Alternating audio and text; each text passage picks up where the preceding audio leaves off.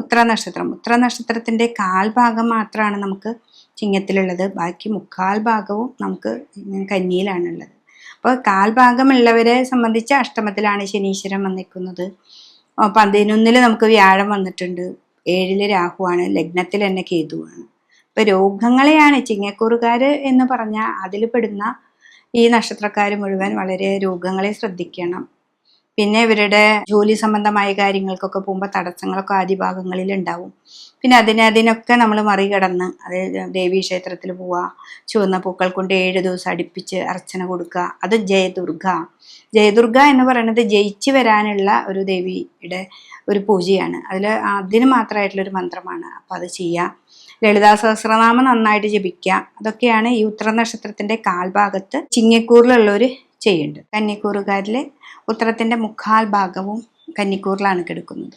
അപ്പോൾ ആ കന്നിക്കൂറുകാരെ സംബന്ധിച്ച് 7ാം ഭാവത്തിലേക്കാണ് നമുക്ക് ശനീശ്വരൻ വരുന്നത്.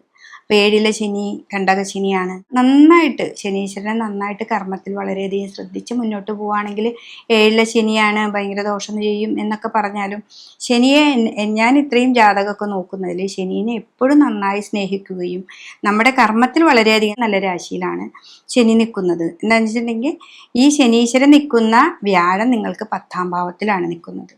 അപ്പോൾ കന്നി രാശിക്കാരെ സംബന്ധിച്ച് 10ലേക്ക് വ്യാഴവും 7ല് ശനിയുമാണ് വന്ന് നിൽക്കുന്നത്. അപ്പോൾ അവിടെ രാഹു ഉണ്ട് 6ാം ഭാവത്തിൽ, കേതു 12ലും. അപ്പോൾ ആദ്യം കുറച്ച് തടസ്സങ്ങൾ വന്നാലും അത് മുന്നിലേക്ക് പോകാൻ നല്ലൊരു വഴി കാണിച്ചു തരും. അപ്പോൾ ആദ്യത്തെ ഒരു തടസ്സത്തിൽ നമുക്ക് അലസത വരും. ശനി 7ലൊക്കെ നിൽക്കുമ്പോൾ എപ്പോഴും അലസത വരും. നമുക്ക് അത് വേണ്ട, അത് ചെയ്താൽ അത് ശരിയാവില്ല എന്നൊക്കെ നമ്മളെ സ്വയം മനസ്സുകൊണ്ട് പറയും.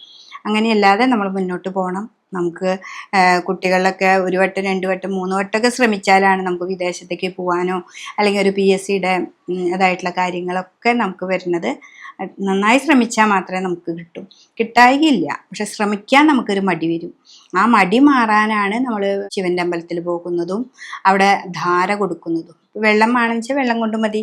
അല്ല, കരിക്ക് കൊണ്ടാണ് ധാര കൊടുക്കേണ്ടതെന്ന് വെച്ചിട്ടുണ്ടെങ്കിൽ മാസത്തിലൊരിക്കൽ ഒരു കരിക്ക് ഇളനീര് കൊണ്ട് ഒരു ധാര കൊടുക്കുന്നതും നല്ലതാണ്. പിന്നെ വിഷ്ണു ക്ഷേത്രത്തിൽ പോവുക, ആ കർമ്മത്തിലാണല്ലോ വ്യാഴം നിൽക്കുന്നത്. അപ്പോൾ ആ വിഷ്ണു ക്ഷേത്രത്തിൽ പോവുക, പറ്റത്തക്ക വഴിപാടൊക്കെ ചെയ്ത് കഴിഞ്ഞാൽ ഈ കന്നിയിലിരിക്കുന്ന ഉത്തര നക്ഷത്രക്കാർക്ക് നല്ലതാണ്. അതേപോലെ ഈ ചിങ്ങത്തിലിരിക്കുന്ന ഉത്തര നക്ഷത്രക്കാർ ഞാൻ പറഞ്ഞ പോലെയൊക്കെ ചെയ്ത് കൃത്യമായിട്ട് പോവുകയാണെങ്കിൽ ഈ ഒരു വർഷം നമുക്ക് ഏറ്റവും നല്ല ഒരു സമയമായിട്ട് നമുക്ക് മുന്നോട്ട് പോകാനായിട്ട് സാധിക്കും.